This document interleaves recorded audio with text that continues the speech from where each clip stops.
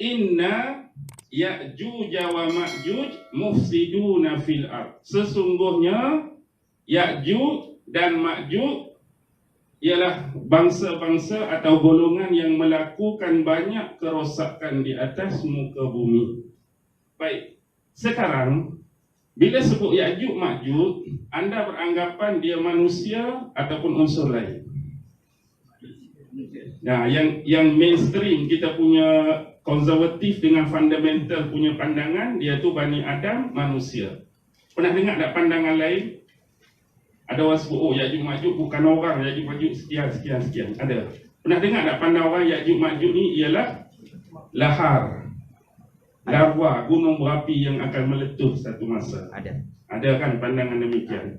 Dia kata untuk mengalihkan skeptikal siapa Ya'juj Ma'juj, bila kita guna perkataan persoalan question siapa, maka kita akan terus kekal dengan konservatif dan fundamental punya pandangan Ya'juj Ma'juj ni orang.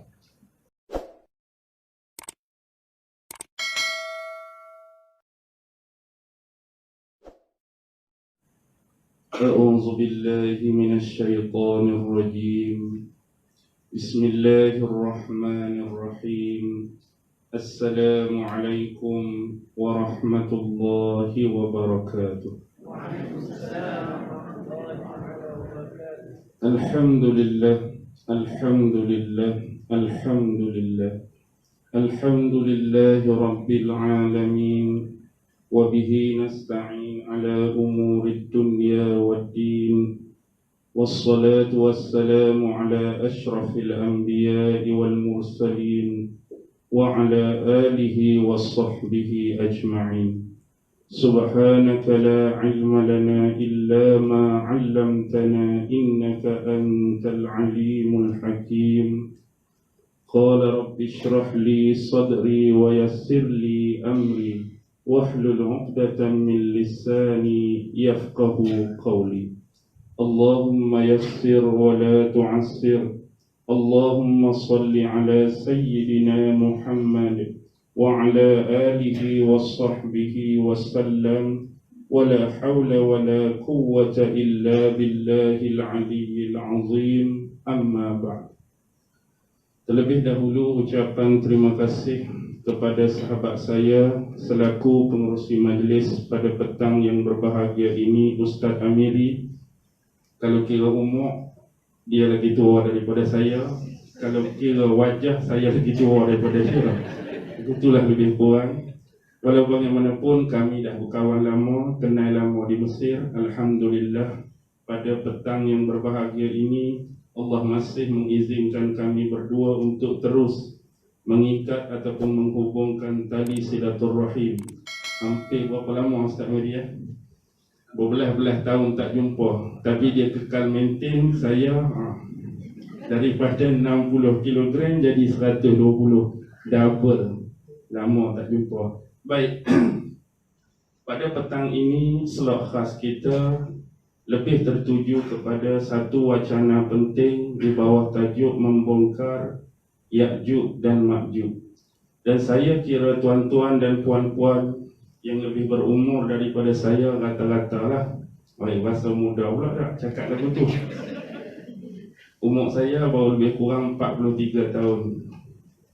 Sudah saya kata muka umur 60. Umur baru 43, insya-Allah mungkin ada kakak-kakak atau makcik yang lebih berusia. Sedia maklum kita sering diperdengarkan dengan kalimah Ya'juj dan Ma'juj. Bahkan kita sering temui bila kita melazimi satu sunnah Rasulullah sallallahu alaihi wasallam, iaitu membaca surah Al-Kahfi pada setiap hari Jumaat. Kita akan mengulang-ulang kalimah yang sama pada ayat 94 tu. Ada kalimah Ya'juj dan Ma'juj. Sebenarnya dalam Al-Quran Allah sebut Ya'juj dan Ma'juj ni 2 kali saja. Benar-benar jelas. Satu dalam surah Al-Kahfi ayat 94 dan satu lagi dalam surah Al-Anbiya ayat 96. Betul-betul ada kalimat Ya'juj wa Ma'juj. Apapun kembali kepada persoalan awal, sebab itulah bila kita nak bincang persoalan Ya'juj dan Ma'juj sebenarnya, saya lebih suka untuk memberi pengenalan kepada sejarah para nabi dan para rasul dan hubung kait antara Nabi Allah Ibrahim dan keturunan-keturunan beliau, biar kita ni nampak, biar kita ni jelas siapakah Ya'juj dan Ma'juj yang ingin dimaksudkan dalam perbicaraan kita pada petang ini. InsyaAllah, walaupun agak awal saya bermula, saya nak bagi faham, sebab tu saya suruh sedia benda ni. Okey, pertama sekali, tak lagi. Kalau buka lah.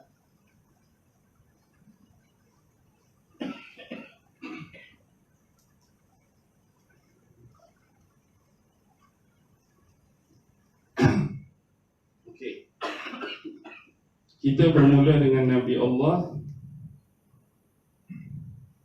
Ibrahim alaihi salam. Baik. Dalam turutan tertib bilangan kenabian, Nabi Ibrahim ni duduk pada level ke berapa?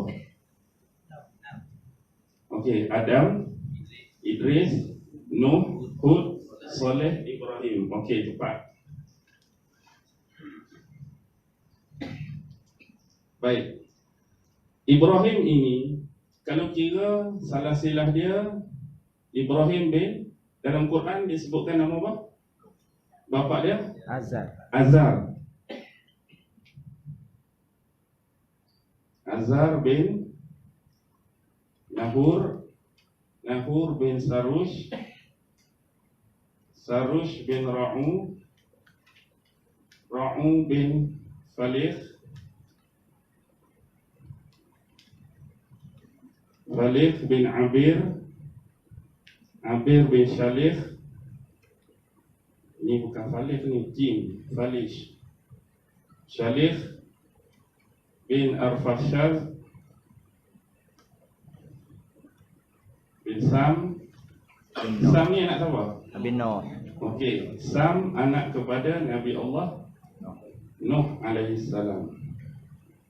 Okey, ini susur galur salah silah keturunan Nabi Allah Ibrahim alaihi salam.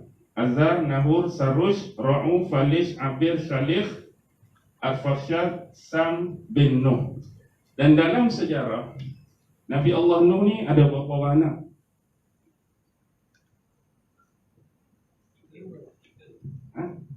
Tiga. Okey. Sebelum tu ada tak yang meninggal? Ada seorang kan yang tak dengar kata kan? Anak dia yang tak mau ikut Nabi Nuh naik atas kapal. Anak itu dikenali dengan nama Kan'an. Yang ni lah yang lemas, yang tak dengar kata, yang tak mau menerima pujukan dan rayuan daripada bapaknya Nuh untuk bersama-sama dengan manusia-manusia yang beriman lain. Jadi hak tinggal Sam, Ham, Yafis. Tiga. Di dalam sebuah hadis yang diriwayatkan sampai kepada sahabat Samurah ibnu Jundub, Rasulullah sallallahu alaihi wasallam bersabda, "Waladun Nuhun salasatun." Anak kepada Nabi Allah Nuh ada tiga. Dan dia menyebut Samun Abul Arab, wa Hamun Abu Sudan, wa Yafis Abu Turk. Ini membawa maksud Sam adalah nenek moyang kepada bangsa Arab, Ham nenek moyang kepada bangsa Sudan, merujuk kepada bangsa Habsyi, Negro dan orang-orang yang berkulit gelap, dan Yafis adalah keturunan Turk yang hari ini kita panggil Turki. Itukah yang sebenar ataupun ada lagi? Maksudnya bawah ni banyak lagi. Ada keturunan Phoenix.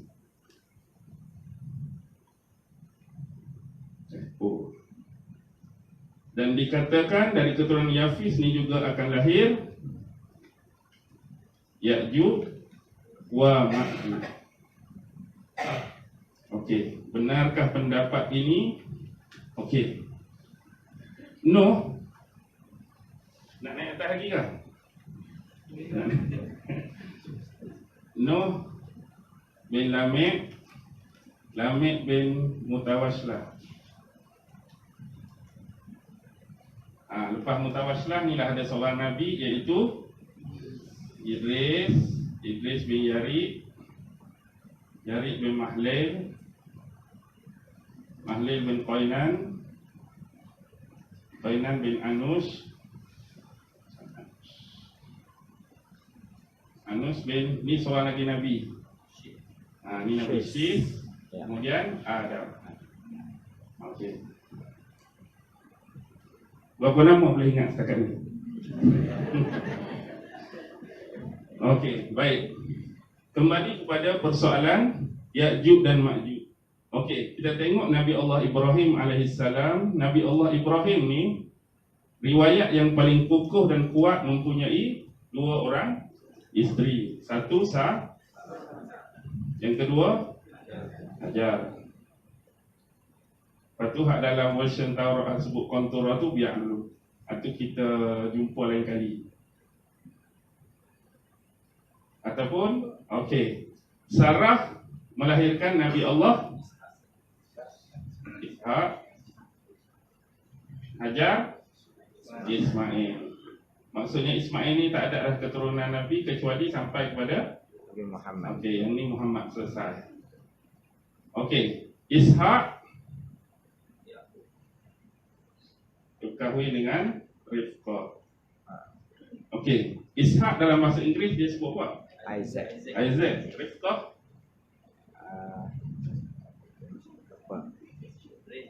agak-agak apa?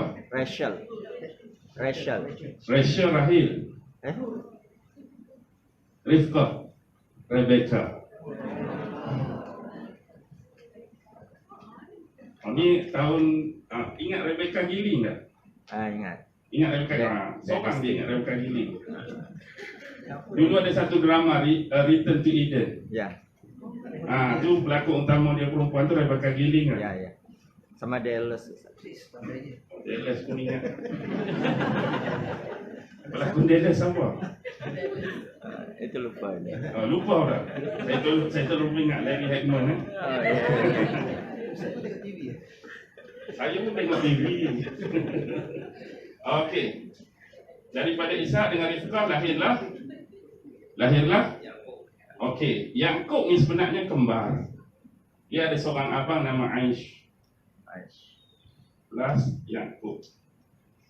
Okey, Aish ni lah digelar sebagai Abu Rum. Bapa pada sekalian keturunan Rum. Yakub, okey, Yakub isteri dia dah berapa? Okey, 4. First Dia ingat 4 saja. Layah ataupun dia sebut Lia lah. Leah. Okey, 2 Rahil. Rachel. Ini lah kata Rachel ni. 3 Balha. Zalfah dulu, sorry. Zalfah. 4 Balha. Okey. Daripada Layah dapat berapa orang anak? Sebab bila kita sebut Bani Israel, maksudnya anak-anak keturunan Yakub. Israel. Israel itu siapa? Yakub. Israel inilah Yakub. Kita ini celaka Israel, jahat Israel. Tapi saya faham tuan-tuan tidak memaksudkan ini. Okey. Zionis itu sebenarnya yang jahat. Okey. Sekarang daripada ni 6. Dapat 6, Rahil dapat 2, Zalfah dapat 2, Balha dapat 2. Jadi semua 12 keturunan Bani Israel. Okey. Kalau nak pelai lagi, first Robil, Shamun, Lewi, Yahuza, Izakar, Zebulun. Okey, 2 ni Nabi Allah Yusuf dengan adik dia Bunyamin. Ini Jad dengan Ashir. Ashir pun bahasa Arab, Hayu Ashir berapa? 10 kan? Dia memang nak ke 10 pun. Dan yang kedua tu dan. Nama sebelah tu memang dan lah. Dan Naftali. Okey, inilah 12 keturunan Bani Israel. Ni sebenarnya the real and the truly of Bani Israel. Ustaz, yang Ruben itu bukan Rubil, Ustaz. L atau N? Dan N. N, Ustaz. Ruben. Baik. Sekarang bila kita tengok ni lah keturunan yang sebenar. Tetapi zaman ini kita sering jumpa mereka-mereka yang mendakwa Yahudi keturunan yang ke-13. Adakah dia keturunan Yahudi yang sebenar ataupun yang dipalsukan, direka-reka? Kita selalu dengar tentang Yahudi apa? Selalu. Zionis itu lebih kepada pakatan politik. Ni yang melibatkan keturunan. Yahudi Ashkenazi. Okey, siapa tahu lagi yang lain? Yahudi Sephardi. Yahudi Mizrahi. Yahudi Kochin. Yahudi Kaifeng. Yahudi Samaritan. Okey, kalau Ashkenazi lebih tertuju pada bangsa apa? Biasanya bangsa Jerman. Kalau Sephardi, Spanyol, Spain dan kawasan sekitarnya.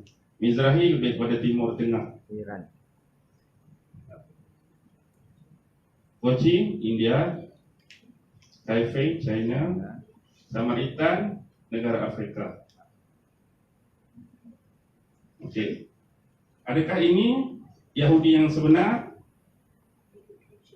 Dari sudut keturunan dan bangsa, ataupun Yahudi cuma pada agama tapi bangsa mereka bukan bangsa Yahudi. Okey. Baik. Bila kita nak mengenali benda ni, tuan-tuan ada tak bawa Quran ke apa ke? Tak ada? Kat handphone, Ustaz. Kat handphone, tak apa, boleh check handphone tak apa, kalau saya tersilap pun Hafiz ada belakang-belakang. Tolong betulkan. Okey. Pertama sekali, nombor 1 dalam surah Al-Kahfi tu, tuan-tuan duk baca, bila mari ayat 94 dia kata apa? Ustaz Amiri, tolong baca tak? Ayat 94. Wa qala ya zal qarnaini inna ya'juja wa ma'juja mufsiduna fil ard fahal naj'alu laka kharjan ala an taj'ala bainana wa bainahum sadda. Okey. Wa qala ya zal qarnain, dan orang-orang yang meminta bantuan tu berkata kepada Zulkarnain, wahai Zulkarnain. Baik, who is Zulkarnain? Kita dah sebut Zulkarnain siapa? Selalu orang Melayu ni dia pandai-pandai memadankan Iskandar Zulkarnain. Tak tahu mai kok mana Iskandar tu. Allah sebut Zulkarnain. Okey. Bila sebut Zulkarnain, dia lebih kepada siapa? Ada tak sini siapa-siapa yang punya insting ustaz, saya lebih kepada orang sekian, tokoh sekian, individu sekian? Alexander the Great. Maksudnya Alexander the Great yang Makedonia punya. Okey, satu Alexander. Okey, saya the Great.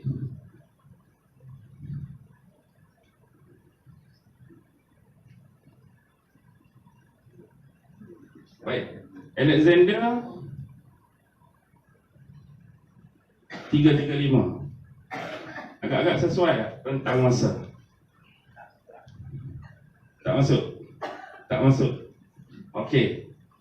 Cyrus the Great lebih mendekati, tak kira lah. Sebenarnya Cyrus the Great, kalau betul-betul dia Zulkarnain, inilah Zulkarnain. Tetapi orang-orang telah memanipulasi. Bila meletakkan Alexander ni lah yang jadi depan Zulkarnain tu jadi apa?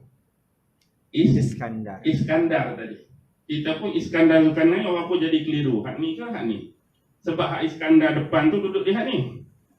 Zulkarnain tu duduk di hak ni.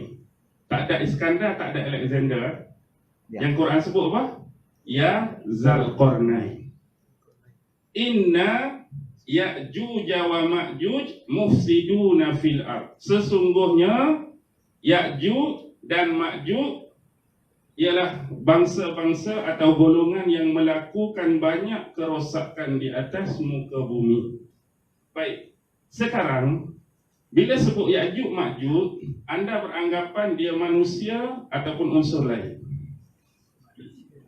Nah, yang mainstream kita punya konservatif dengan fundamental punya pandangan, dia tu Bani Adam, manusia.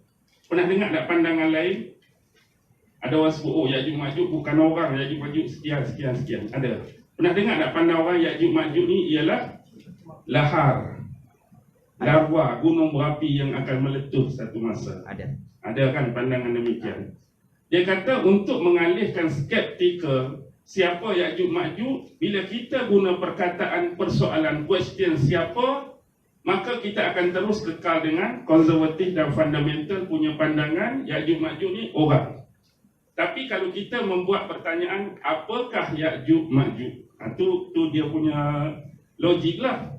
Jadi bila kita persoalkan apa Ya'juj Ma'juj, dia pun sebutlah antara logika yang dia guna, kalau Ya'juj Ma'juj tu orang, waktu Zulkarnain dengan orang yang minta bantuan pada dia untuk bangunkan dinding atau tembok, pasal apa seolah-olah mendiamkan diri.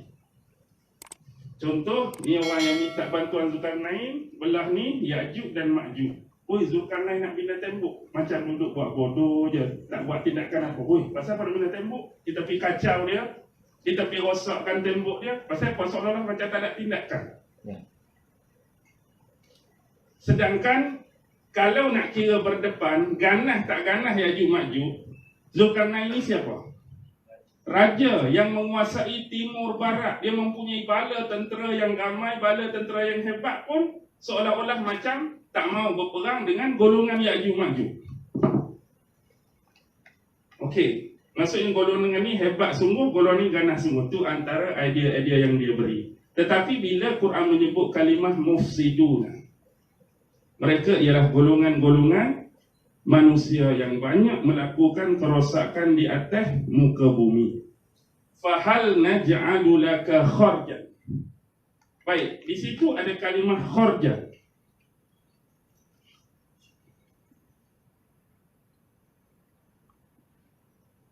Nah, dengar perkataan kharaj. Kharaj. Hasil bumi. Ya. Kharaj ni hasil bumi. Kalau dalam Islam kita adalah kena bayar kharaj kan. Baik, di sini maksud kharaj yang dikehendaki dalam tafsir ialah imbuhan atau imbalan.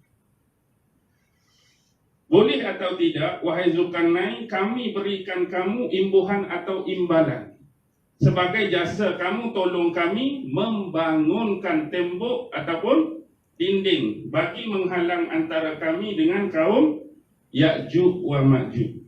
Satu lagi disebutkan kaum tersebut qauman la yakadu yafqahuna qawla. Satu kaum yang isi-isi perbicaraan mereka tidak difahami. Bahasa apa mereka guna? Wallahu a'lam. Tapi bila mereka bercakap tak ada orang faham. Ini yang kadang-kadang orang definisikan bila bercakap tak faham ni macam raksasa, macam alien, bertubuh besar, jari ada kuku panjang, macam-macam dah. Kadang-kadang kita terfikir Ya'juj Ma'juj macam tu. Bila bermain dengan pandangan-pandangan dan pendapat, sebagai orang awam saya minta sangat-sangat, saya diajar oleh guru-guru dulu, bila berhadapan dengan benda-benda macam ni, nombor satu, dua benda yang saya suruh buat. Nombor satu, kita kena berlapang dada. Maksudnya berlapang dada macam mana? Menerima setiap pandangan dan pendapat yang didatangkan ataupun dikemukakan oleh orang lain. Mungkin pandangan dan pendapat tu tak sama dengan kita. Tetapi kita berlapang dada, oh saudara mendefinisikan Ya'juj Ma'juj macam ni. Okey. Saudara pula mendefinisikan Ya'juj Ma'juj macam ni. Dan saya punya definisi yang tersendiri tentang Ya'juj dan Ma'juj. Dari sudut berlapang dada kita terima. Yang kedua, terletak pada kita sama ada kita nak menerima ataupun menolak. Okey, daripada sekian pendapat yang ada, saya rasa selesa untuk menerima pendapat pertama. Saya selesa menerima pendapat pertama, tetapi saya tidak menghina, saya tidak menjatuhkan, saya tidak mengaibkan pendapat-pendapat lain. Tuan-tuan boleh memilih mana-mana pendapat yang tuan suka, mengikut rasa dan insting tuan-tuan. Jadi saya ada sebab why saya pilih yang pertama, contoh. Jadi kena buat macam tu. Yang jadi masalahnya, bila kita ni terlampau taksub dengan pegangan kita, keyakinan kita tu terlampau tinggi sampai kita menidakkan pandangan dan pendapat orang lain. Kita dah pegang satu benda, orang kata, oh pendapat aku jadi, oh memang teruk pendapat hang. Tak boleh lawan pendapat aku lagi power, pendapat aku lagi best, pendapat aku lagi hebat. Ini lagi tak boleh pakai. Jangan guna perkataan-perkataan macam ni. Sebab kebenaran mutlak, bila benda ni tak ada seorang pun boleh kekalkan kepastian dia, dia adalah milik Allah Subhanahu wa ta'ala. Walaupun panduan mungkin sama, pencarian dalil dan hujah, aku pun guna ayat Quran, aku pun guna hadis, aku pun guna ijma', aku pun guna kias, aku pun kelebek sejarah. Tetapi apa yang membezakan sebenarnya? Walaupun sama-sama guna sumber yang sama, pemahaman. Walaupun ayat sama, orang ni faham lagu lain. Walaupun ayat sama, orang ni faham lagu lain. Pemahaman yang berbeza itulah yang menyebabkan pandangan juga berbeza. Sebab tu kita minta berlapang dada. Baik. Bila disebutkan hal demikian, dalam satu hadis, dalam Sahihaini, bila sebut Sahihaini, dia merujuk kepada siapa? Bukhari dan Muslim. Allah Subhanahu wa ta'ala berfirman kepada Nabi Allah Adam alaihi salam. Lalu Adam menjawab, labbaika wa sa'daika. Kemudian Allah menyambung firman-Nya kepada Nabi Allah Adam, bawalah rombongan ke neraka. Ini boleh buka dalam Bukhari, boleh buka dalam Muslim, bawalah rombongan ke neraka. Jadi Nabi Adam bertanya Allah, berapa orangkah yang akan dibawa dalam rombongan ke neraka? Daripada setiap 1000 orang, 999 akan ke neraka dan hanya satu saja akan ke syurga. Daripada 1000, 999 neraka, satu saja syurga. Ini menunjukkan bahawa tidak mudah untuk masuk syurga dan tidak susah untuk terjun dalam neraka. Dan inilah yang menyebabkan dua benda terjadi saat kiamat, sehingga budak-budak ataupun kanak-kanak bila diceritakan tentang kehebatan hari kiamat sampai rambut mereka tumbuh uban. Dan satu lagi, ibu-ibu yang hamil dan mengandung sampai keguguran. Gugur, jatuhnya anak masing-masing, iaitu anak yang dikandung. Maksudnya azabnya, teruknya bila menceritakan tentang hari kiamat. Dan sambungan sabda Rasulullah SAW, setiap kamu akan melihat akan lahirnya dua kaum. Yang akan ada pada setiap sesuatu, iaitu Ya'juj dan Ma'juj. Sama ada kamu masuk dalam golongan Ya'juj ataupun kamu akan masuk dalam golongan Ya'juj ataupun golongan Ma'juj. Jadi kita ni dah termasuk ke belum? Oh, kita duk cari Ya'juj Ma'juj, tak sedap rupanya kita dah memang Ya'juj dan Ma'juj. Apa ni ustaz, kami dari Singapura, kuat keimanan kami, takkan tuduh kami Ya'juj dan Ma'juj. Okey, biar dulu. Ini saya boleh padam Atau gunakan yang ini Ustaz, gunakan yang sebelah. Ini ya? Tak apalah. Okey. Cuba baca Al-Anbiya 96 tu. Hatta iza tolong baca kat saya tak apa 95 dulu. Siapa yang ada tu sekali dengan terjemahan.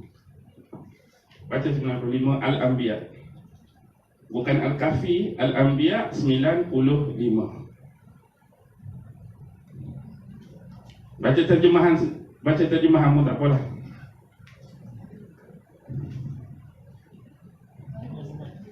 Al-Anbiya 95, okey? Dan mustahil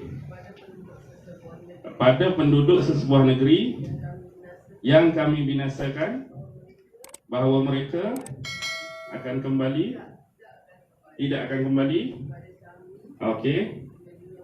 Okey. Maksudnya ada satu clue yang besar. Apa tadi Kak? Mustahil kan? Mustahil. Kita ambil clue-clue penduduk sebuah negeri yang kami binasakan. Selepas tu bahawa mereka tidak akan kembali.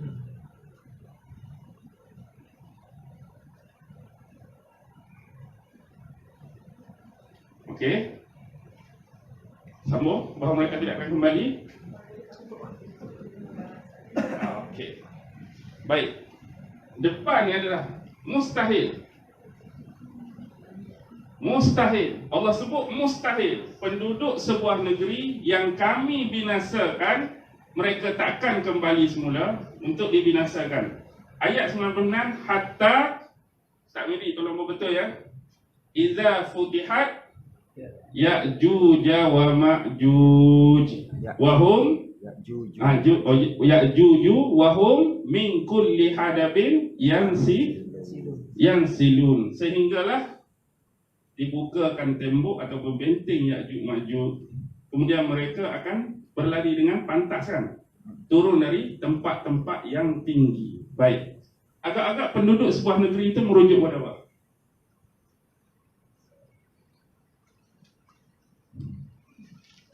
Penduduk sebuah negeri itu adalah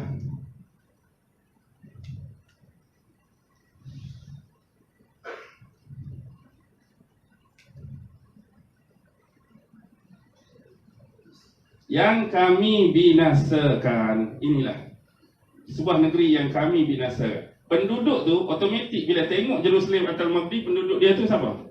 Jewish.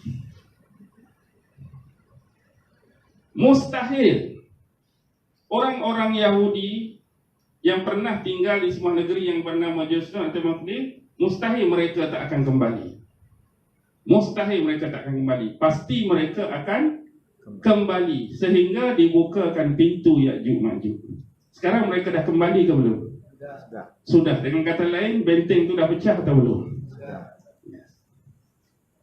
Saya lebih menerima pandangan ini daripada pandangan yang masih menunggu-nunggu. Menunggu-nunggu maksudnya sebab mereka tengok turutan tertib pada peristiwa besar hari kiamat. Kena keluar Dajjal dulu, baru keluar Ya'juj wa Ma'juj. Jadi Dajjal tak keluar lagi, automatik dah Ustaz, Ya'juj Ma'juj pun tak keluar. Dan mereka masih menunggu-nunggu. Dan sama macam saya cakap tadi, kita berlapang dada dengan pandangan tersebut. Kalau mereka nak tunggu, tunggulah. Saya tak mau tunggu. Sebab sweet charity pun sebut jangan tunggu lama-lama, nanti dikebas orang. Okey, Yahudi. Baik. Ni kali ke berapa orang Yahudi masuk ke Baitul Maqdis? Kedua. Ni kali ketiga dah. Kali pertama dulu, asalnya mereka sini lah. Tak apalah, ni lah. Nabi Ibrahim asal daripada mana? Baitul Asal Maqdis. Nabi Ibrahim. Baitul Maqdis. Betul ke? Di mana? Where is Babylon? Oh, Irak.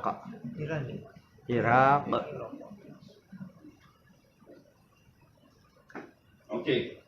Dia daripada Babylon. Dalam Quran ada sebut tak kalimah Babylon? Bila Haruta wa Marut. Babil tu ialah Babylon. Babylon ni dia lebih kurang lah, secara umum dia ada dua zaman. Dia panggil Old Kingdom. Zaman New Age Kingdom. Zaman Old Kingdom dulu yang masyhur, yang lawan Nabi Ibrahim itulah. Nimrod. Nimrod, Namrus. Okey, New Age Kingdom tu Raja Bukhtansor. Bukhtansor ni bahasa Arab. Kalau dalam buku sejarah, Nebukadnezar. Nebukadnezar tu. Nak jumpa nama ni? Ke Bukhtansor pun tak pernah dengar, Nebukadnezar pun tak pernah dengar. Benar. Pernah. Yang ni mesti ada buku sejarah ni. Kalau kami tingkatan 5 adalah. Okey. Nabi Ibrahim daripada Babylon berhijrah. Okey, laluan dia secara umum kalau ikut peta hari ini daripada Iraq dia naik ke Syam, Syria, pergi ke arah Lebanon, turun masuk Jordan, kemudian masuk Palestin. Tapi masa tu bumi itu dikenali sebagai bumi Kanaan. Bumi Kanaan. Kanaan ni dia ada pecah dua. Satu dipanggil Kanaan darat. Kanaan darat itulah yang standardized Kanaan. Satu lagi Kanaan laut. Kanaan laut ni dikenali sebagai bangsa Phoenicia. Phoenix. Bukan Phoenix lain. Ni Phoenicia. Mereka pun ada kerajaan yang hebat dulu. Okey. Sekarang ni duduk di Kanaan. Sebenarnya sebahagian Kanaan dulu, bawah tu, Palestin sekarang, adalah termasuk dalam jajahan Fir'aun. Termasuk dalam jajahan Fir'aun sampai ke Mesir. Sebab tu kalau ikut peta dulu, memang banyak negara pun tak ada dalam peta dulu. Contoh Sudan. Zaman dulu ada tak Sudan? Tak pernah dengar pun. Sudan maksudnya termasuk dalam wilayah Mesir. Sudan pun termasuk dalam Mesir. Baik. Kemudian bahawa ada Mesir, ada Sudan. Kalau di Mesir ada Mesir was Sudan, tapi itu nama pasaraya. Kacang. Jual kacang. Okey. Jadi daripada Kanaan dia masuk sekerat. Di sinilah bila Sarah ditangkap oleh yang kes Sarah kena ambil dekat raja tu kan. Maksudnya di sini perbahasan paling besar, raja tu hanya raja kawasan ke raja keseluruhan. Maksudnya macam kita ada satu raja yang besar, lepas tu ada satu raja yang macam daerah tertentu, wilayah tertentu. Tapi nak pastikan sebab orang kira kalau sebab ni bumi Fir'aun, adakah Fir'aun yang rampas tu? Adakah Fir'aun yang rampas tu? Okey, kalau tengok rentang masa Nabi Allah Ibrahim ni lebih kurang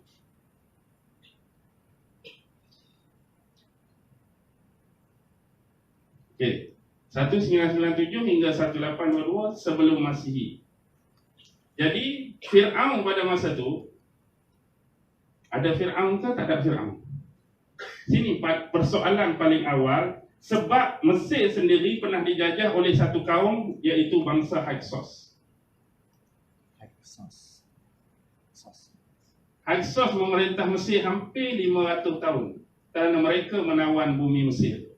Masa tu Fir'aun ada, anak cucu keturunan Fir'aun ada, tapi mereka tak berkuasa.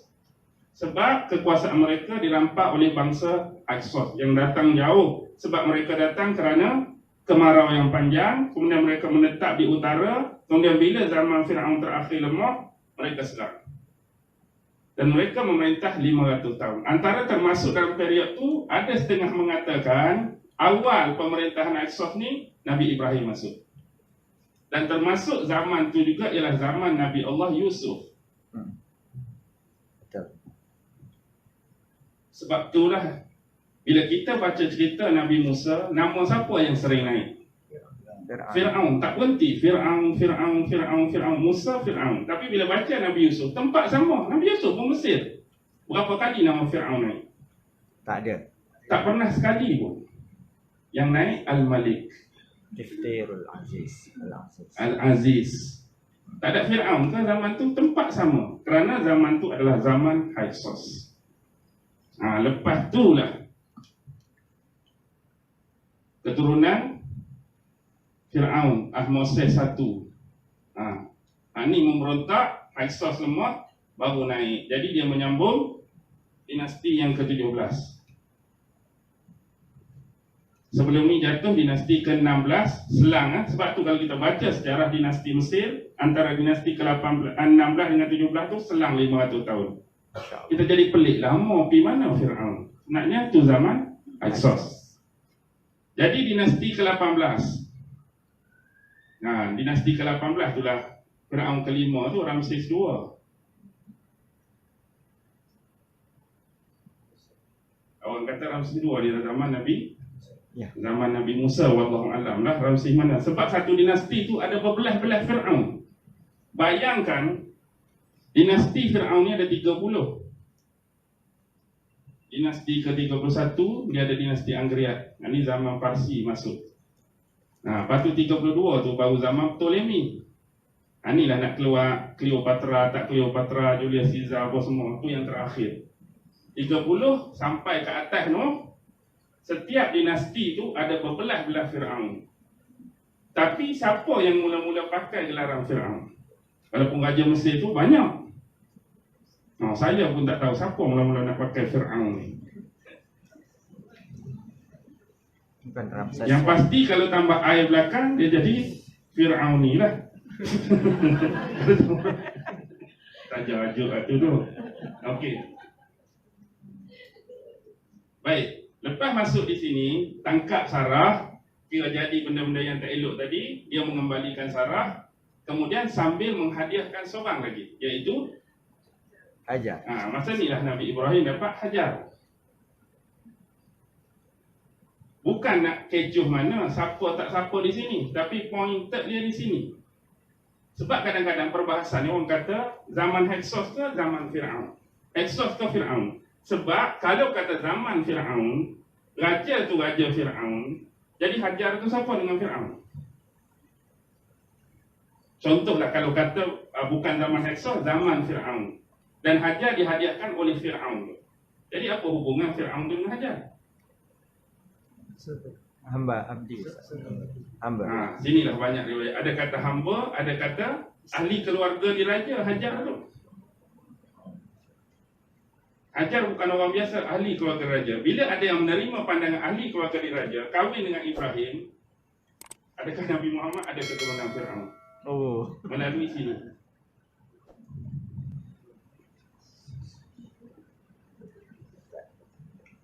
Dah tak kisah keturunan mana pun, dia tak ada kena-mena dengan kita. Jadi besok Allah akan kata, kamu masuk neraka. Wah ya Allah, aku kena masuk neraka. Aku beramal soleh apa? Sebab kamu keturunan Fir'aun. Dia tak ada kena-mena. Hak tuk-tuk tu, ikutlah dia Fir'aun ke, siapa ke, dia tak ada kena-mena dengan kita. Keturunan Nabi Adam. Tu betul lah. Betul. Keturunan Adam tu betul lah. Betul. Lepas tu hak Darwin punya lagu mana? Okey. Baik. Mana tadi siapa? Okey, lepas pada kahwin dengan Hajar, Hajar pun mengandung. Biasalah isteri tua ni, dia yang suruh kahwin. Lepas tu bila kawan tu mengandung, marilah rasa cemburu dia. Jadi pendek cerita, Hajar dihantar ke Mekah. ke Mekah. Dalam Quran ada tak kalimah Mekah? Bakkah. Yang ada apa? Bakkah. Sebab itulah orang-orang yang mengkaji manuskrip kuno mengatakan Bakkah tu not in Mekah tapi di Jordan. Dan ni dia tengah up tadi. Nak mengalihkan bahawa tempat yang dikatakan Mekah dulu tu bukan duduk Mekah sekarang. Tapi tempat Bakkah tu adalah di Jordan. Apa pandangan tuan-tuan? Signifikan tak? Nabi Ibrahim. Jauh tu. Contoh kalau kata Nabi Ibrahim duduk di Palestin sekarang, nak pergi hantar ke Mekah paling dekat atau Jordan paling dekat? Kalau kita kata Jordan kan. Tapi yang ni Mekah lagi jauh. Tapi antaranya air Zam-Zam kat Jordan ada tak? Tak ada. Lepas tu telaga, ada satu telaga. Dia air Zam-Zam dulu, dia ada telaga bawah tu banyak pedang-pedang lama kaum Jurhum dulu yang kalah, yang dijumpai oleh Abdul Muttalib. Baik, itu bukan persoalan dia. Persoalan dia Quran, bila Quran sebut Bakkah, apa dia Bakkah, apa dia Mekah? Bila sebut Bakkah, khusus Bakkah ialah Kaabah dan Masjidil Haram. Itulah Bakkah. Tapi bila sebut Mekah, termasuk Kaabah, termasuk Masjidil Haram dan kawasan sekitarnya. Itulah beza Bakkah dengan Mekah. Okey. Duduk di sini dengan Ismail. Tak lama kemudian ringkas cerita, Sarah pula mengandung. Tua dah masa tu. Tua dah. Malaikat datang bawa berita tu sambil lalu je. Maksudnya tujuan utama malaikat tu nak pergi ke mana? Nak pergi tempat kaum Nabi Lut. Nak pergi musnahkan kaum Nabi Lut yang mengamalkan homoseksual tu. Jadi jumpa Nabi Ibrahim cerita bahawa kamu akan dapat seorang anak lelaki. Kemudian siapa ketawa? Sarah ketawa. Ishak tu dalam bahasa Ibrani makna dia ketawa. Ishak. Ketawa kerana bahasa macam boleh tak percaya aku ni umur dah tua. Mengandung lagi dah. Memang tak percaya. Macam kata tuan-tuan. Tuan-tuan umur 90. Isteri 88. Bini balik, saya baru balik cek perut tadi bang. Doktor kata memang ada seorang lagi. Senyum macam, biar betul yang ni. Dah benda tu tak mustahil. Tapi nak apa aku? Macam percaya tak percaya di awangan fantasi kan. Main nombor doktor kan aku nak tanya betul kan doktor ni bini aku mengandung. Kan silap kat pula nama orang bini orang lain mengandung. Lepas tu dia pergi baca kata bini kita kan. Okey, ringkas cerita mana tadi? Okey, dapatlah. Beza umur Ismail dengan Ishak 14 tahun. Siapa lagi tua? Ismail lah. Ismail tua daripada Ishak 14 tahun. Lepas tu jadi khilaf pula. Bila timbul isu Nabi Ibrahim sembelih anak dia. Dalam version kita Islam, siapa yang kena sembelih? Ismail. Tapi di sisi orang Yahudi yang kena sembelih itu Ishak. Ishak yang kena sembelih. Sebab tu sampai sekarang orang Yahudi tidak mengakui nasab dan keturunan Nabi Allah Ismail. Kerana bagi mereka Hajar hanya sekadar hamba. Apa dia? Panan. Panan. Macam perempuan simpanan. Padahal mereka berkahwin. Okey. Lepas pada cerita tu, lahirlah keturunan 12 Bani Israel apa semua kan? Okey. Sekarang kita nak kembali. Mula-mula sampai zaman Nabi Musa, Bani Israel masa tu hidup sama macam zaman Nabi Yusuf ke tak sama? Zaman Nabi Yusuf, Bani Israel hidup dalam keadaan mana? Selesa kan? Senang. Sebab Nabi Yusuf tu adalah Menteri Perbendaharaan. Elias Menteri apa lah ni? Kewangan lah. Menteri Kewangan lah. Okey. Zaman Nabi Musa, zaman Fir'aun. Musa ada abang kan? Siapa abang Nabi Musa? Nabi Allah Harun. Siapa kakak kedua-duanya? Yang mak dia suruh ikut peti tu kan? Kamu pergi ikut peti, tengok peti ni singgah ke mana. Itu nama Maryam. Jadi masyhur dalam Islam kan kita ada Maryam Ustaz Harun kan? Maryam saudaranya Harun. Kan kita juga ada Maryam satu lagi. Maryam binti Imran. Imran ni yang surah Ali Imran tu lah. Surah yang ketiga, Ali Imran, ahli keluarga Imran, inilah Imran. Okey. Kebetulan Maryam binti Imran, hak ni pun Maryam binti Imran. Sebab Musa bin Imran, Harun bin Imran.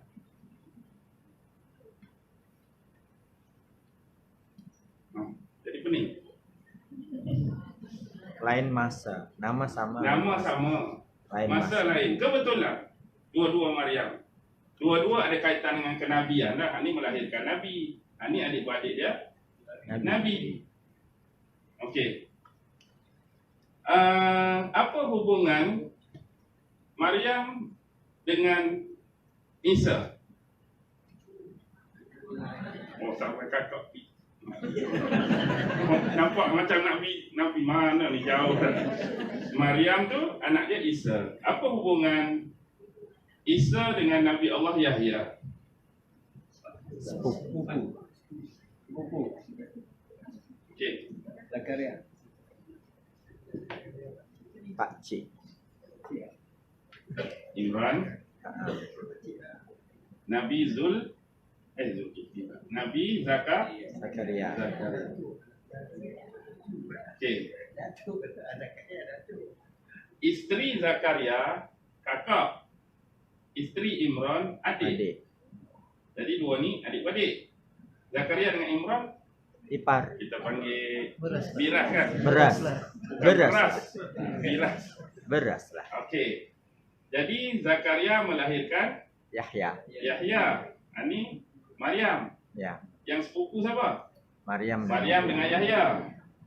Jadi Isa dengan Yahya Pakcik. pakcik lah, pak sepupu dengan anak sepupu. Jadi Isa walaupun bawa agama yang sama, tapi Isa sinonim ni dengan agama Kristen. Kristen. Kalau Yahya, John the Baptist. Yahya tu memang gelaran dia John the Baptist. Pasal apa John the Baptist? Yang mandikan Nabi Isa.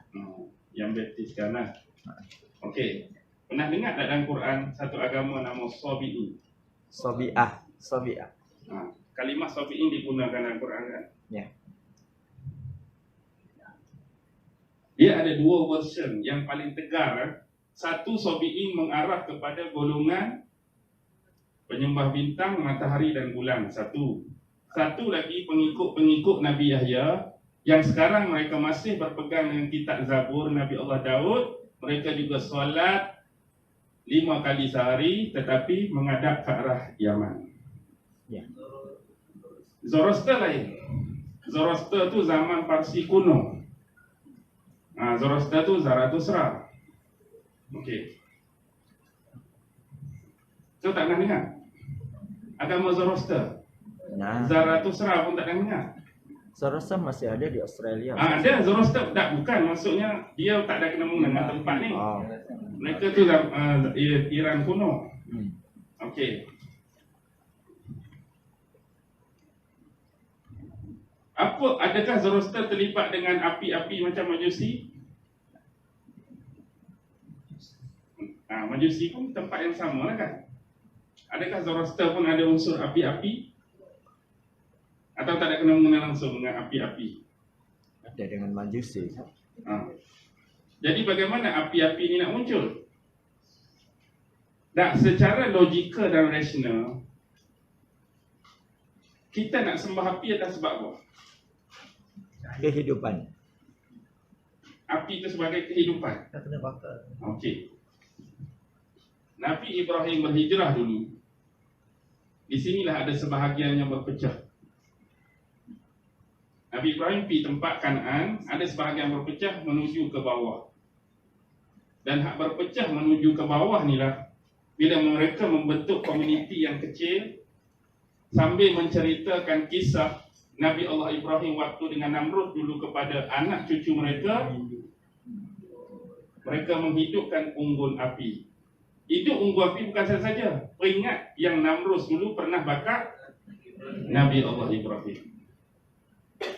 Jadi lama kelamaan benda tu tak diperingatkan, dia jadi sembah api, muliakan api.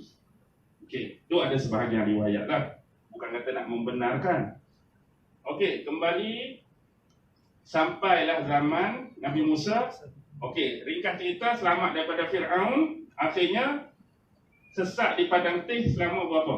40 tahun. 40 tahun. Sebab apa sesat tu?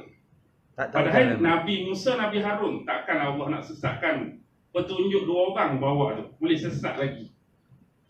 Sebab itulah mungkin kita hak tak ada Nabi ni ramai yang sesat kan. Apatah lagi hak tengah ada tu pun disesatkan. Dalam tu, sebelum tu timbul isu Samiri kan. Samiri buat lembu apa? Lembu emas. Emas tu ambil kat mana? Kan dia melarikan diri. Dari Mesir, Ustaz. Diri, Dari Mesir.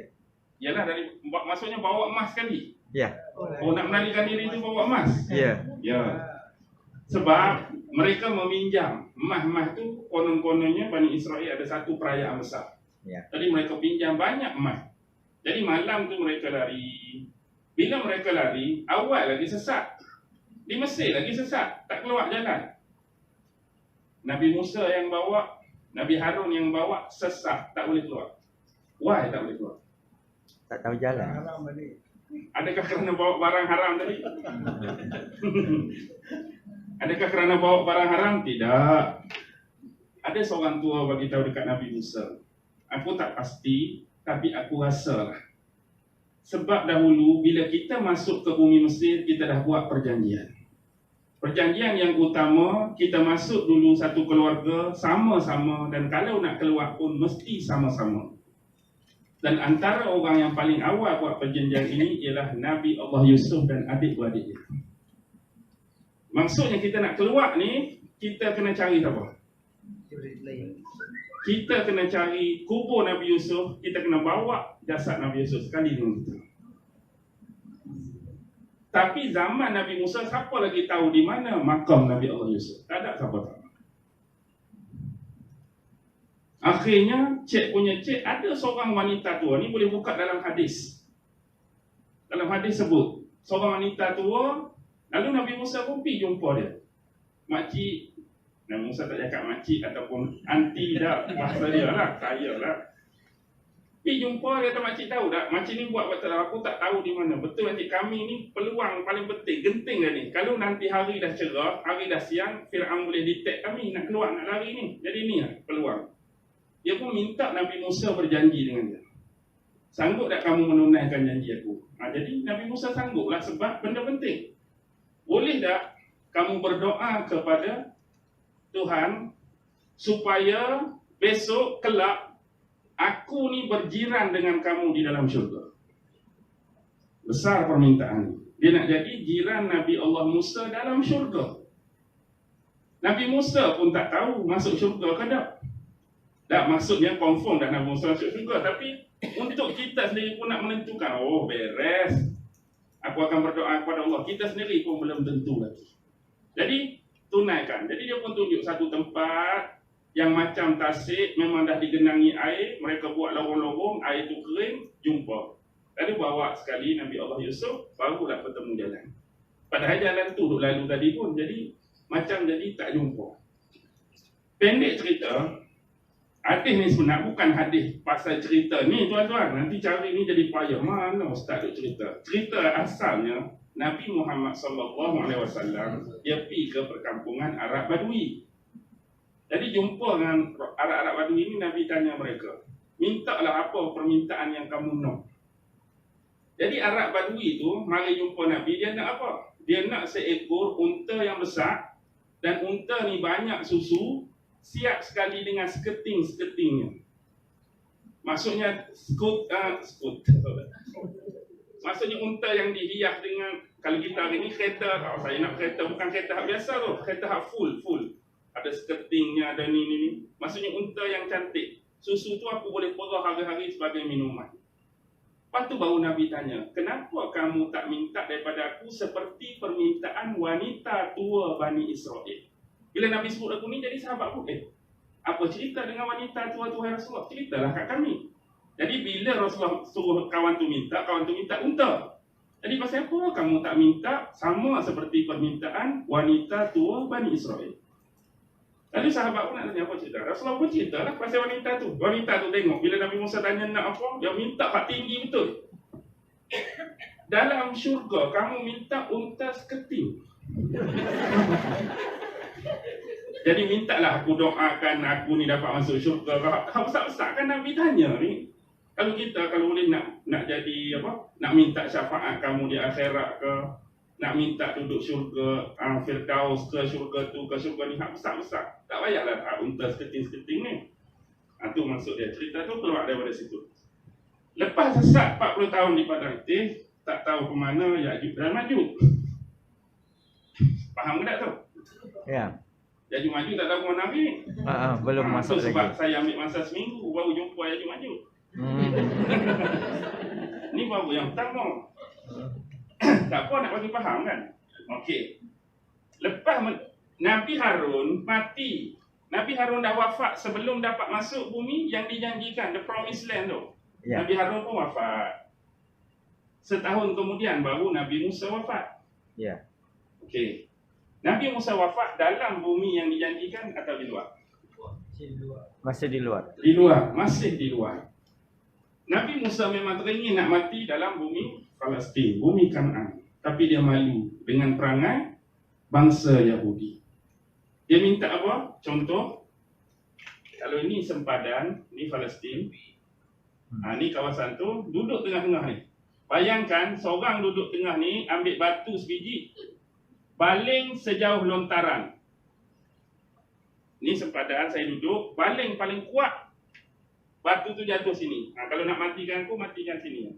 Maksudnya dia sebenarnya nak di sini tapi malu permintaan dengan Allah. Kurang-kurang dia meninggal dekat dengan kawasan yang dijanjikan. Jadi sebelum nak meninggal tu, hadis juga menceritakan dia tampak apa? Dia tampak malaikat Israel tercabut biji mata. Jangan gelap. Buka hadis. Kita banyak ni ketinggalan ni. Hadis cerita banyak, lama. Waktu dia tengah serabut dengan Bani Israel ni, terutama Bani Israel ni sebenarnya penakut dari dulu lagi. Bila nak perang dengan orang-orang dalam tu, dia kata apa dekat Nabi Musa? Izhab anta wa rabbuka faqatila inna hahuna qa'idun. Izhab anta. Kalau nak perang sangat, pergilah kamu wahai Musa, wa rabbuka, ajak Tuhan kamu sekali. Lancang tak lancang bacaan tu? Lancang sangat. Tak lancang. Lancang paling best ialah lancang kuning. Inna haruna qa'idun. Kalau kamu pergi berperang, ajak Tuhan kamu, kami tunggu di sini. Kalau menang, kami masuk. Kalau kalah, kami balik. Kami balik. Jadi mereka penakut awal lagi, bukan kata berani pun. Jadi malaikat turun, malaikat Israel turun menyerupai manusia. Wahai Musa, aku datang ni menyampaikan. Allah suruh tanya kamu. Kamu ni bila mati ada dah tarikh sekian-sekian Allah tentukan. Yang kedua, kamu boleh minta kalau nak tambah, boleh tambah. Berapa kamu nak tambah? Okey, kamu nak mati sekian-sekian. Satu lagi, kalau nak tambah, berapa kamu nak minta tambah? Seronok tak kalau orang tanya macam tu kat kita?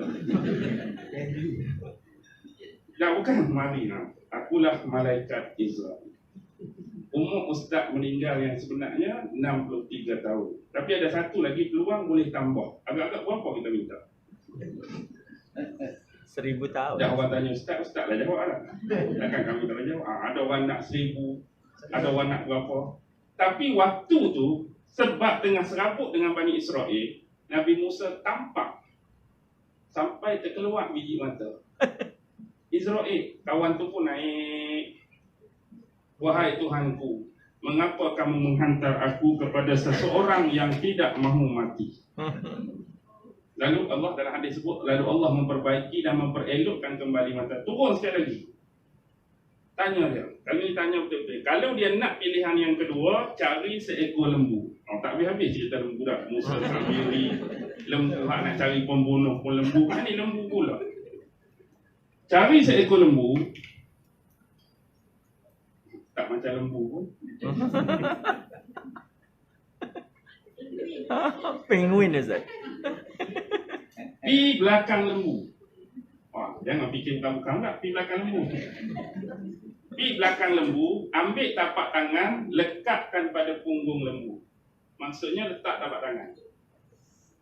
Okey.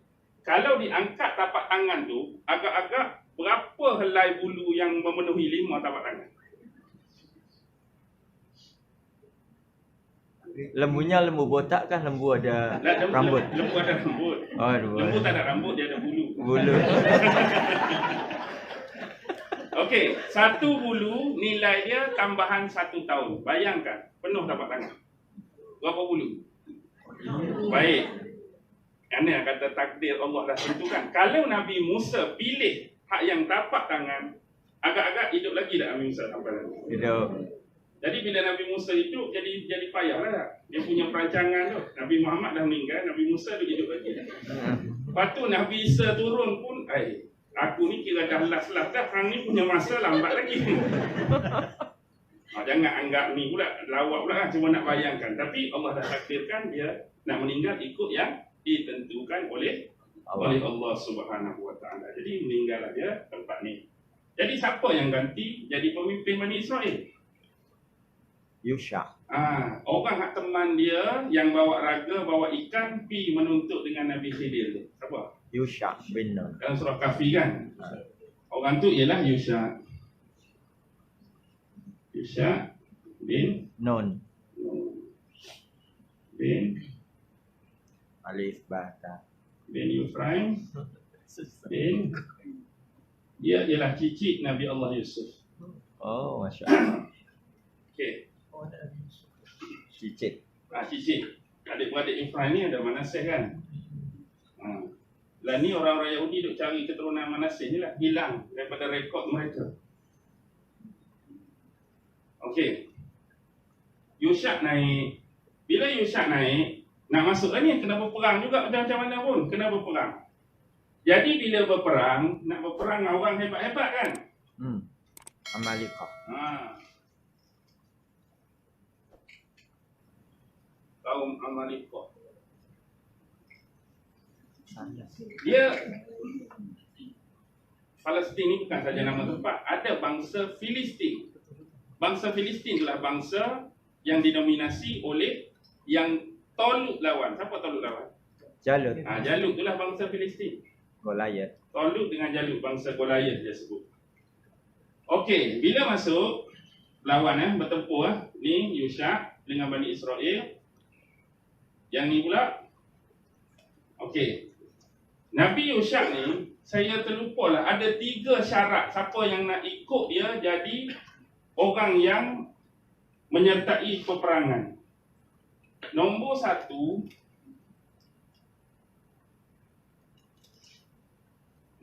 orang yang baru kahwin. Orang yang baru kahwin tapi dia tak sentuh lagi isteri dia tak boleh masuk. Yang kedua, orang yang ada ternakan dan ternakan dia tu sikit masa lagi nak bersalin, nak beranak. Dan ada orang yang buat rumah tapi atap rumah tak bubuh lagi. Okey, pasal apa? Pertama orang baru kahwin, yang kedua orang ada binatang yang tunggu sedikit masa lagi nak beranak, satu lagi orang yang sedang bina rumah, rumah dia tak siap lagi. Ini jangan ikut. Kerana benda ni boleh mengganggu emosi waktu peperangan. Contoh baru kahwin. Ting. Bini aku nak kalau mati ni. Siapa pula nak ambil bini aku ni? Sa'un ni. Mengganggu. Sa'un ni ambil.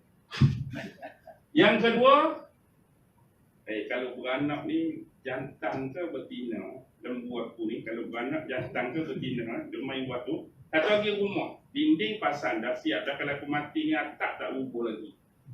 Nak pasang atap genting ke, atap tu ke, atap ni ke, benda tu tak payah. Jadi orang yang tu tak boleh masuk berperang. Perang tu sampailah hari Jumaat petang dan selepas asar. Waktu ni Yusha dan Bani Israel hampir memenangi. Tapi Nabi Yusha bimbang satu benda. Hari Jumaat lepas asar. Malam tu malam apa? Sabtu. Malam tu malam Sabtu. Dan hari Sabat dikenali sebagai hari yang mulia di sisi orang Yahudi. Tak boleh membunuh, tak boleh berperang, tak boleh menumpahkan darah. Kita berperang petang Jumaat, bila masuk maghrib kita kena stop.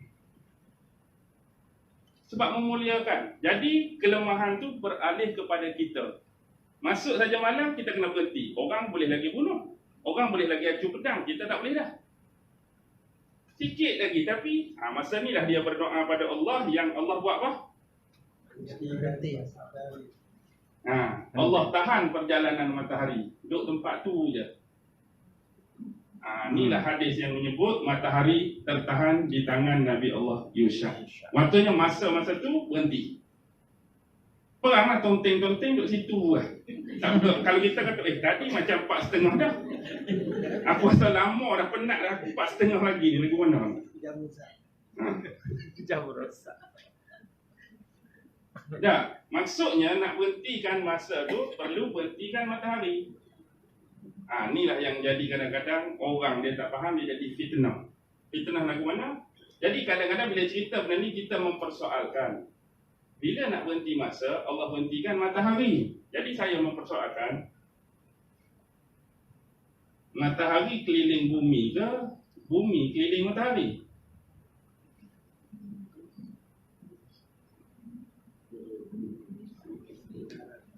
Jadi nak berhenti masa, berhentikan matahari. Jadi matahari keliling bumi ke bumi keliling matahari? Kita tak menetapkan dan menentukan. Persoalan.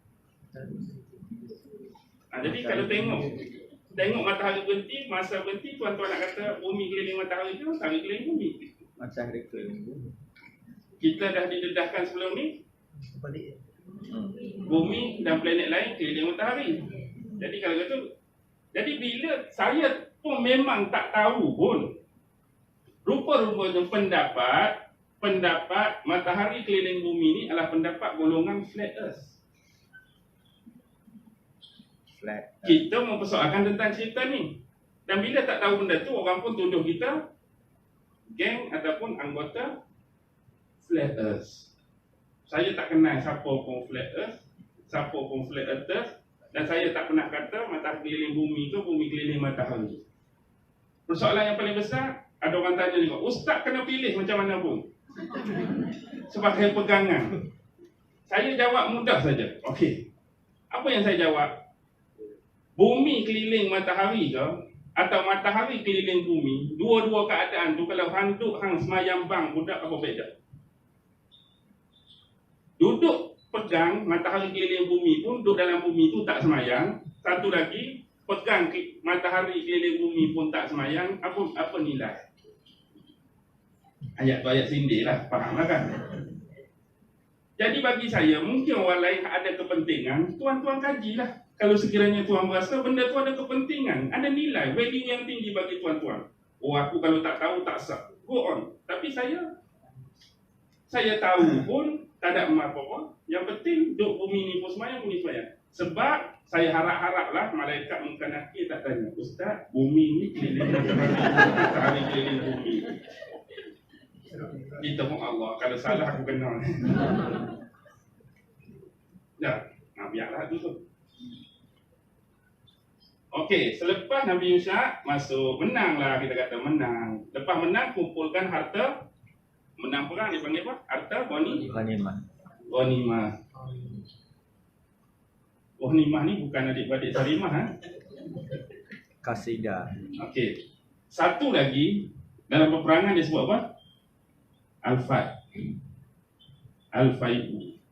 Okey. Apa dia ghanimah? Apa dia Al-Fai'u? Ghanimah ni harta rampasan perang yang didapati betul-betul berperang. Tu ni, teng ada hak luka, teng ada hak cedera, teng ada hak mati, teng ada hak patah, kita menang. Harta tu dipanggil ghanimah. Ada satu lagi, nak pergi perang, kita pun bawa barang, dia pun bawa barang. Dia pun kata, aku ingat ke dia pun bawa 10,000, rupanya 10 juta. Kita pula ada 1 juta. Tak jadi perang, lari takut, harta tinggal. Yang tu dipanggil al-fight, tanpa terjadi peperangan. Sama-sama ambil. Tapi hal ni betul-betul perang, ghanimah, itu dipanggil al-fight. Okey. Benda basic macam ni tanya Ustaz Luhan lah. Tak payah buat ceramah. Okey. Ya, je Ustaz. Bila dapat ghanimah, zaman dahulu, ni kata perbezaan syariat. Zaman Nabi Muhammad, ghanimah tu halal. Zaman ni ghanimah tu diharamkan. Jadi mereka kena kumpul ghanimah di satu tempat, kemudian akan datang api suci. Api ni datang melingkari harta ghanimah, kemudian api tu naik, hilang sekali dengan api tu. Benda yang sama berlaku kepada korban Habil dan Qabil dulu. Ya. Jadi Habil letak korban dia, Wabil tak korban dia, turun api tu, pilih. Jadi api tu ambil, naik sekali. Kambing kan kibas. Ada kata gibas. Ada kata kibas. Jadi ada juga riwayat menyebut kibas yang naik dulu itulah yang jadi ganti kepada Nabi Allah Ismail. Okey. Sebenarnya dah dihimpun, api mati, api mari, keliling, tak naik-naik. Tak naik-naik. Mesti ada yang tak kena ni. Pasal apa tak naik-naik? Kemudian barulah Nabi Ishaq perasan, mesti ada di antara kamu yang sembunyikan harta. Maksudnya tak pergi letak situ, sembunyi. Cek punya cek, cara dia kamu semua, ketua kabilah 12 ni kena bersalaman dengan Nabi. Mari kabilah yang pertama bersalam, okey. Mari kedua bersalam, okey. Mari hatu-hatu, ada yang bersalam, tangan dia terlekat. Tak boleh nak buang. Baik hang abang, hang ambil apa? Rupanya hak dia ambil tu kalau saya jumpa pun mungkin saya ambil. Iaitu emas sebesar kepala lembu. Emas sebesar kepala lembu. Kalau hari ni bodoh-bodohlah anggaran. Kepala lembu tu lembu lah. Ni emas sebesar kepala lembu agak-agak berapa kilo? Agak-agak je lah. Tak pernah angkat. 40 lebih kot. Lebih 40. Tak. Berapa? Letak 50. 50. Okey, harga emas kilo apa lah ni? Sekilo emas. 100 lebih. Kita taklah 150. 150 ribu sekilo. Kalilah 50 kilo. Lepas tu tak mau ambil. Memang akan ambil.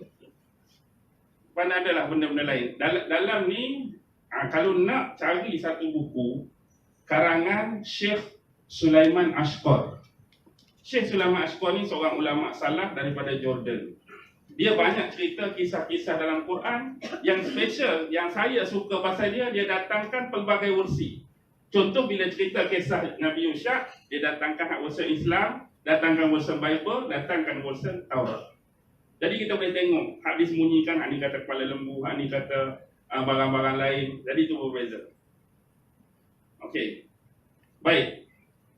Seterusnya, pendek cerita, wafatlah Yushak. Lepas wafat Yushak, naik raja kedua mereka, iaitu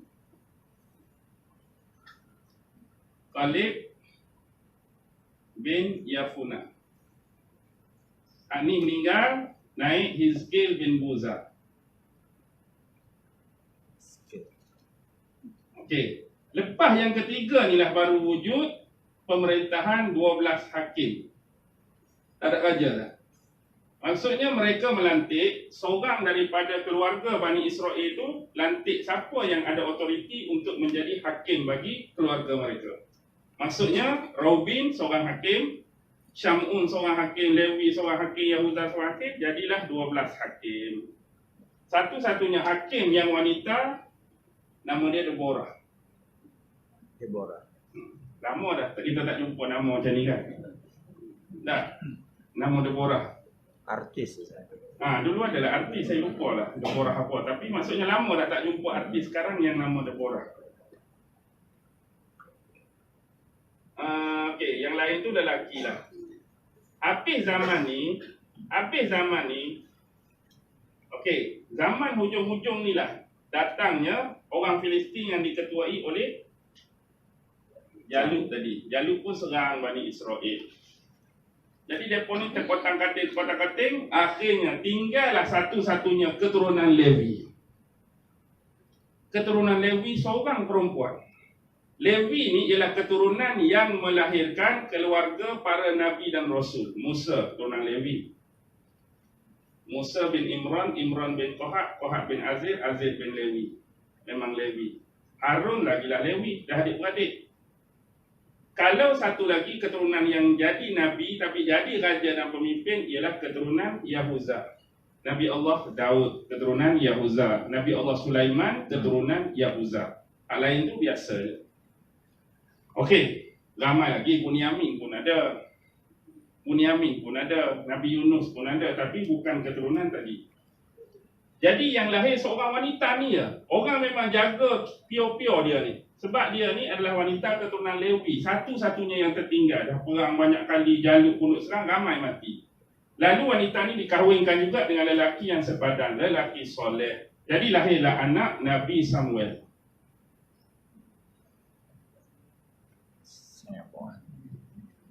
Nabi Samuel. Pernah dengar? Ya. Nabi Samuel. Jadi Nabi Samuel ni sebab mak dia tu keturunan Bani Lewi, dia punya dua harta berharga peninggalan Bani Lewi. Satu ialah tongkat Nabi Musa, yang kedua ialah Tabut. bukan tabut. Tabut tak datang lagi ni. Tabut akan datang. Ni macam hon. Tanduk. Tanduk. Tanduk tu depa isi minyak. Dalam tanduk ni ada minyak. Minyak ni untuk upacara, siapa-siapa yang jadi pemimpin atau raja, mereka akan ambil minyak ni, akan lumurkan pada badan pemimpin tu. Jadi di rumah mereka ikat tanduk ni pada ruang tamu. Ni simpan. Pendek cerita, mereka pergi jumpa Nabi Samuel, tolonglah lantik pada kami seorang raja, seorang pemimpin. Kita ni tak ada raja, tak ada pemimpin untuk lawan Jalut. Kata betul ke kamu ni nak raja, nak pemimpin? Kan mari dia diajak berperang, kamu macam dulu juga. Lari. Padahal dulu bukan ni mungkin orang biasa. Dulu belakang kamu tu siapa? Nabi Musa pun kamu lari. Nabi Harun ada pun kamu lari. Ni apa tak lagi aku nak lantik. Tak apa, tolong cari. Akhirnya ada seorang pemuda, dia kerja biasa-biasa je. Ada kata dia kerja sebagai pengembala kambing. Ada kata selain pada tu dia ambil kulit-kulit, samak dan jual. Satu hari macam cerita Ahmad Al-Baq, seekor anak kambing dia hilang. Dia pun cari. Dia cari. Akhirnya dia melewati rumah Nabi Samuel. Dia pun tanya, dia nampak ada anak kambing dia? Tak ada. Tapi Nabi Samuel tengok dia tu macam special. Dia kata, masuk dulu dalam rumah. Bila dia masuk saja, benda aneh terjadi. Tanda nombor satu, orang tu akan diangkat pemimpin. Minyak ada tersangkut pada dinding dalam hon tu mula menggelegak. Menggelegak dengan sendiri. Terus. Satu datang, hang tunggu saat. Dia pun pergi ambil tongkat ni, ukurlah ketinggian orang tersebut. Dari hujung rambut sampai hujung kaki, ketinggian orang tu sama dengan tongkat Nabi Musa. Memang kamulah pemimpin yang dimaksud. Siapa orang tu? Itulah Talut. Talut nak lawan Jalut ni. Jadi waktu itulah Allah hadirkan peti tabut. Jadi ni nak cakap Bani Israel lah, perangai. Okey, kamu lantik siapa? Talut. Talut. Kerja dia apa kerja dia? Kerja dia mengembala kambing pula. Keturunan dia Bunyamin. Keturunan hak lekeh lah bagi depa. Low class. Low class. Padahal masih Bani Israel.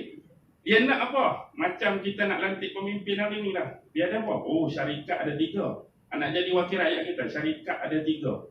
Harta kekayaan memang banyak. Okey, kita boleh.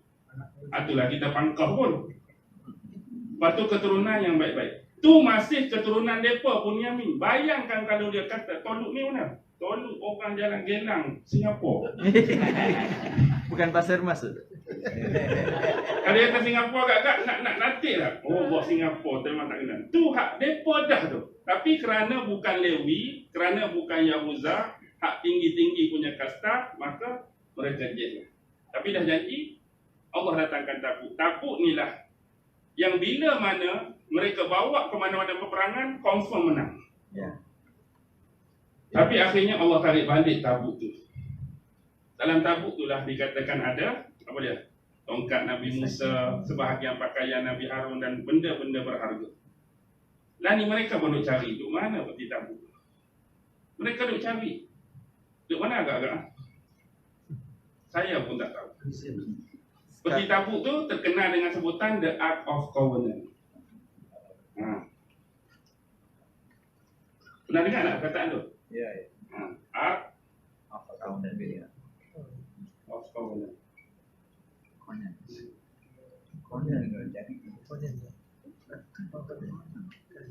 Okey. Ni Indiana Jones.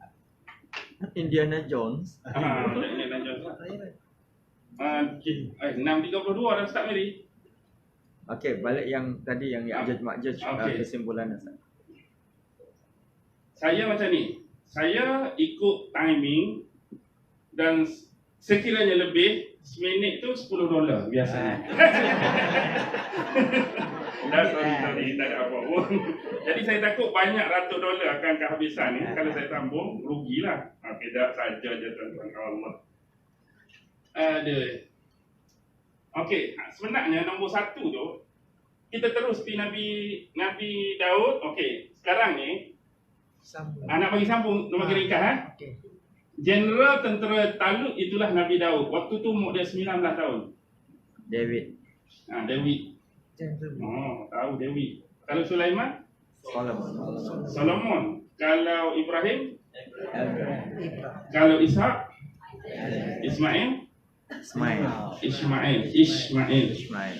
Okey, kalau Nuh, Noah. Kalau Soleh, Shaleh. SHALES. Kalau Lut, Lot. Okey. Kalau Yakub, Jacob. Bukan sebut Jacob ni kalau betul memang hebat lah. Tuan-tuan memang faham. Ni biasa ramai orang salah. Nabi Syuaib. Kebanyakan tersasar lah. John, Yahya. George. Job, Ayub. Tak. Nama pun pelik. Jethro. Memang tak bunyi shu, tak bunyi im.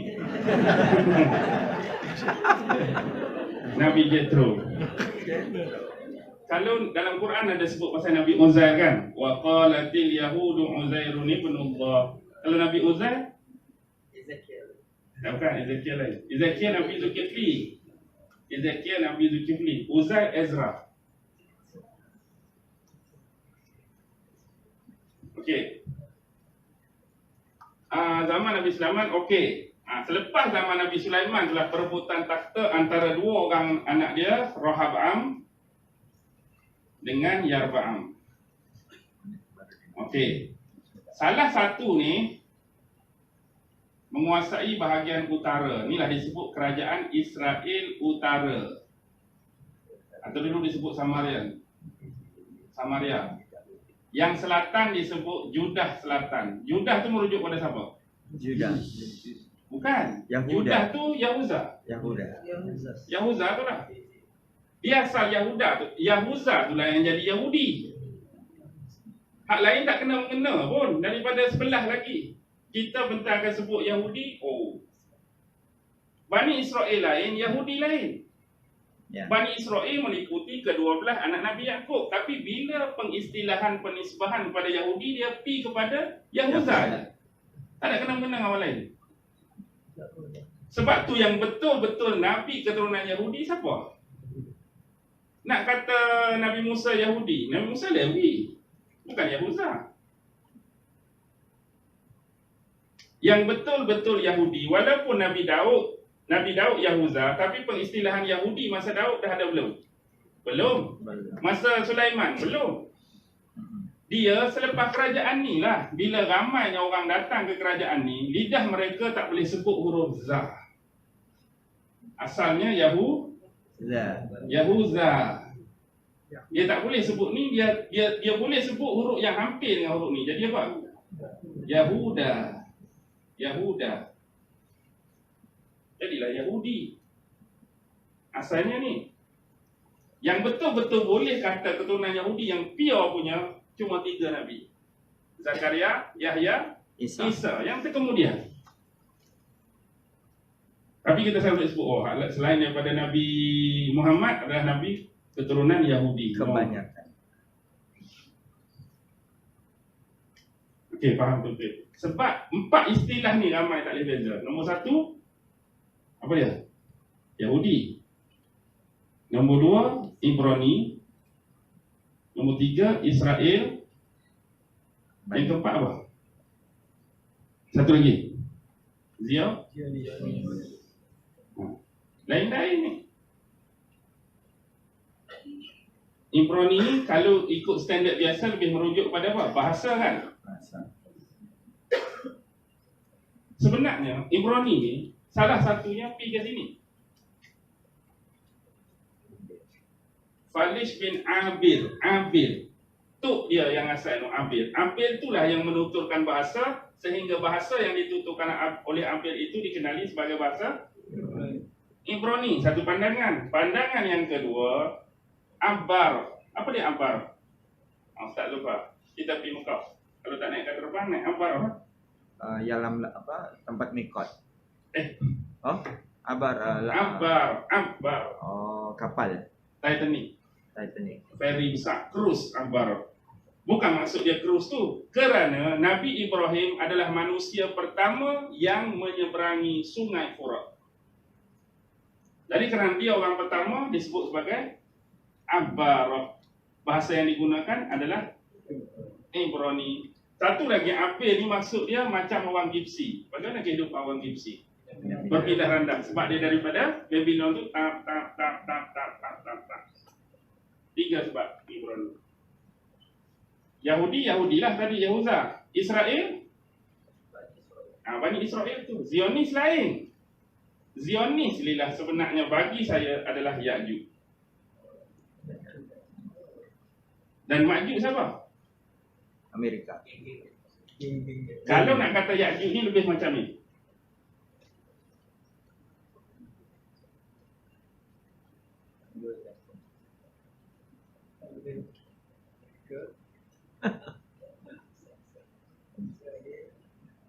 Oh, Anglo-Saxon American. Anglo-Saxon American Israel Alliance. Itulah Ya'juj. Ma'juj ni saya lebih, kalau Syekh Imran Hussein dia kata Rusia. Bagi saya lebih lagi daripada sekadar Rusia, orang-orang yang mempunyai dan membawa fahaman Komunis. tidak bertuhan. Senang. Komunis atau Dan ateis. yang paling besar hari ini lebih pada Rusia iaitu ni out of order lah. Takut jadi gulai pula. Faham tak? Siapa yang punya sifat Ya'juj Ma'juj, bila dia masuk saja dia akan hancurkan. Rosak negeri itu, rosak negara itu, dia tawan, dia tak satu Ya'juj. Mungkin dia kata mereka Ma'juj tu. Mereka juga akan menguasai apa dia kata. Bila mereka pergi tempat kawasan meraih, mereka akan minum sampai habis dan mereka akan tawan. Apa maksud dia? Maksudnya mereka buat apa? Mereka dah minum pengkalan-pengkalan di kawasan berair. Di sini pulau aku punya, di sini pulau aku punya, di sini pulau aku punya, di sini pulau aku punya. Rebutlah dua tu, Ya'juj dengan Ma'juj. Sikit Ma'juj, sikit Ya'juj. Mereka dah kuasai dah kawasan air. Darat dah lama dah. Sebenarnya, panjang lah cerita dia ni. Dulu, dalam buku sejarah, saya tak tahu, di Malaysia jarang nak ada. Di Singapura pernah dengar tak? Khazarian Empire. Bangsa Khazar. Khazar ni dah, Ashkenazi tu. Carilah Google ke, cari buku sejarah tentang Khazarian Empire 650 hingga 969.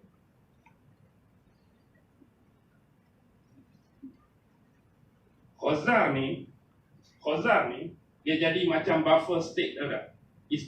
Istilah geopolitik buffer state. Buffer state ni tuan-tuan faham lagu mana? Buffer state ni satu negara yang seolah-olah jadi halangan kepada tiga kuasa besar pada masa tu. Di utara pada masa tu ada Byzantium. Byzantium ni dominasi agama apa? Kristian. Di belah selatan tu kerajaan Utsmaniyah.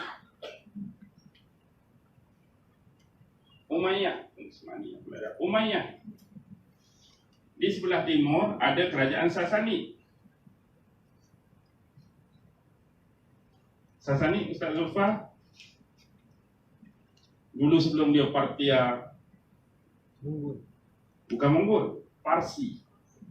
Jadi dia seolah jadi ancaman bagi hak ni, ancaman bagi hak ni, ancaman bagi hak ni.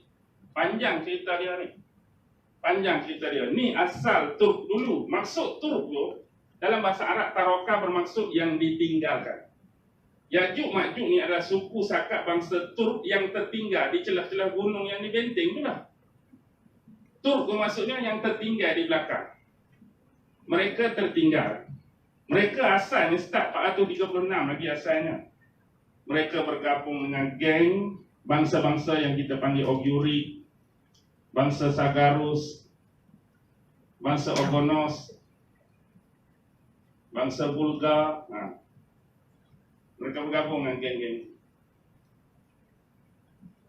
Akhirnya mereka runtuhkan. Dia panggil apa dah? Ada satu empire tahun 552.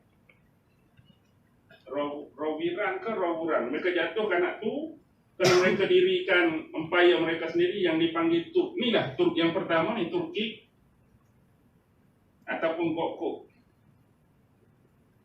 Gokuk kerja macam mana saya lupa. Goktok, Goktuk, bukan Piramdi tu. Goktok. Ada satu pilihan apa tu? Dia dengan isteri dia kan. Apa dia sebut tu? Goktok ke? Pilihan apa tu? Ahmad Albak kan? Goktok tu. Sampai dinasti Tang, Maharaja Taizong pun menguasai mereka juga pada masa tu. Dia buat ni ringkahan-ringkahan. Mereka asal nak jadi berpecah tu sebab Khokan mereka. Yang Khokan ni macam raja lah. Khokan mereka. Yang keempat, Khokan mereka keempat ni nama Tasfar.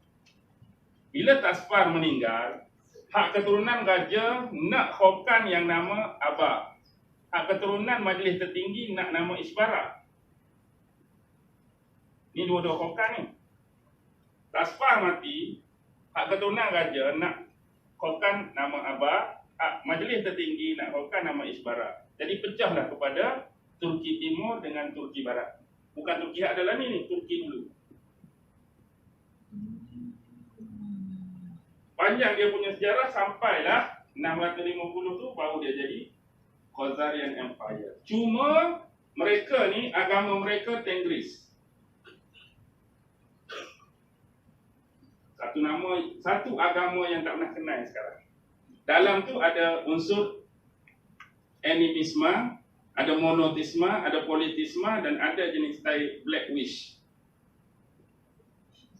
Campur-campur macam tu. Mereka tak ada agama tetap. Jadi akhirnya mereka bergabung dengan Byzantium. Kemudian mereka lawan dengan Sasani yang Parsi tadi. Mereka sebenarnya terlekat ni. Mereka tak ada agama. Atas Kristian, bawah Islam, hak ni Zoroaster. Jadi akhirnya mereka cari satu agama yang boleh menyelamatkan mereka. Dia pun nak nisbah atas apa? Sebenarnya tak ada. Dalam hati kosong daripada agama, tapi kita kena nisbahkan dengan satu agama yang boleh menyelamatkan kita. Akhirnya mereka memilih agama bukan Yahudi. Itulah disebut Yahudi Khazar. Inilah kemudian jadi Ashkenazi. Benarnya mereka bukan Yahudi pun. Mereka tak ada agama pun. Jadi itulah menyelamatkan mereka. Akhirnya lepas benteng tu pecah, contoh, mereka keluar. Mereka keluar ke arah utara, naik. Satu masa mereka jadi orang-orang Viking. Bila sebut orang Viking macam mana? Viking. Selalu kalau Piala Dunia, Viking. siapa yang suka pakai Sweden. Viking. Sweden lah.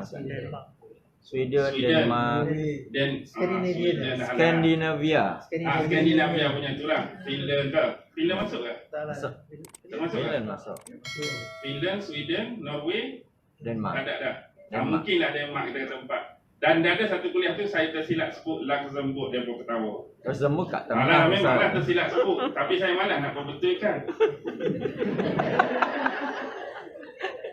Saya nak tengok macam mana orang penerimaan. Kutub macam-macam. Kata aku salah satu hak aku ceramah 2 jam. Hak satu tu je hang nak cari. Hak Luxembourg tu jadikan bahan. Okey. Lepas tu dah mereka tukar sejarah. Asal mereka tu, mereka pergi ke mana? Mereka pergi ke England ni lah. Cuba mereka pergi England, tukar. Mereka asalnya sini, tu yang mereka tukar. Jadi seolah-olah mereka ni Anglo-Saxon. Sebenarnya mereka bukan Anglo-Saxon. Lalu mereka bergabung dengan siapa? Orang yang di bawah jagaan Robert D. Bruce. Scottish Rite pertama. Scottish Rite pertama. Ya. Freemason. Freemason. Saya kira awal lagi mereka masuk duduk di England. Terutama pada tahun 1815 terjadi peperangan besar dan special antara England dengan Perancis. Perang Waterloo. Waterloo. Siapa yang membiayai England pada masa itu?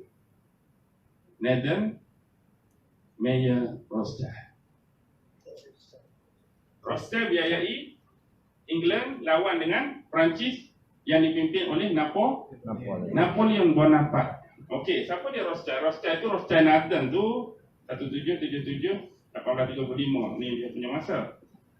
Sekarang ni dia buat taktik macam mana dia nak menguasai sistem kewangan dan menubuhkan Bank of England tu. Jadi dia minta dia punya perisik pergi tengok di lapangan sebenar siapa yang menang, siapa yang bakal kalah. Jadi mereka tahu dah England menang. Mereka tahu England menang. Dan orang-orang di bursa pada semua mengharapkan England menang. Tiba-tiba dia tukar cerita. Dia tukar cerita, kawan ni balik, oh England ni bakal mengalami, tak kata kalah, bakal mengalami kekalahan teruk. Napoleon akan menang. Jadi orang yang duduk kat bursa tu, sistem kewangan tu jadi kecewa, mereka lempak habis ketah-ketah yang tengah berurus niaga. Seolah tak ada nilai dah kalau England kalah. Maksudnya mata wang akan jatuh apa. Jadi dia pergi kutip semua kertas tu, dia beli semua. Dia beli semua, tiba-tiba umum siapa menang? England menang. Habis. Dia berbodoh aku tu. England menang, akhirnya dia minta dah betul ada perjanjian dah jaga orang Yahudi, hak sama rata orang Yahudi di England, akhirnya berjaya lah. Tubuhkan Bank of England. Okey, ni salah satu sistem lah dia akan gunakan. Sebab itulah zaman imperialism, mana British tak masuk? Mana British tak masuk zaman imperialism? Inilah gelombang dia nak keluar. Gelombang pertama tu kita kata hak kawasan Makjuk tu. Hak orang-orang Sketia, orang-orang Hang, orang-orang macam Mongol tu. Pertama sekali, siapa yang musnah? Dinasti kedua kita, siapa? Osmani. Dinasti kedua, Abbasiyah. Keluarga Khan tu kan, Ilkhanate. The Brothers of Ilkhanate. Habis, lumat. Bahan sejarah kita, buku-buku, tu gelombang pertama. Gelombang yang kedua, akhirnya mereka kalah di peperangan Ain Jalut. Tapi Allah tu maha kaya, akhirnya Allah tukar akidah mereka jadi Islam. Asalnya mereka duduk jadi Islam. Lalu mereka pergi ke China, mereka pergi ke India, tubuhkan kerajaan Mughal. Kita tengok kerajaan Aurangzeb. Sebab tu hak nama Khan tu keturunan mereka. Tapi saya tak katalah dekat Shahrukh Khan ke Salman Khan tu keturunan Mongol. Okey. Tu gelombang kedua. Gelombang tiga lepas ada ni. Bila mereka dah jadi England, imperialism masuk. Sampai tempat kita, mereka masuk kan? Lepas tu bahagian Rusia pula macam mana? Sama aja. Komunis masuk. China, komunis. Di Amerika Selatan ada Cuba, apa semua kan? Jadi komunis ni lebih pada fahaman apa? Etis lah. Tak percaya Tuhan. Jadi mana-mana dia masuk, dia akan rosakkan ekonomi tu, dia rampas ekonomi tu satu-satu. Menguasai perairan, semua mereka conquer. Dengan sistem mereka. Kalau sudut ekonomi, bank. Bank automatik, kita nampak apa? Riba. Jadi betul lah kata 999 hanya satu masuk syurga. Siapa yang tak jadi Ya'juj Ma'juj? Siapa-siapa yang diikat dengan sistem ni, dialah Ya'juj Ma'juj.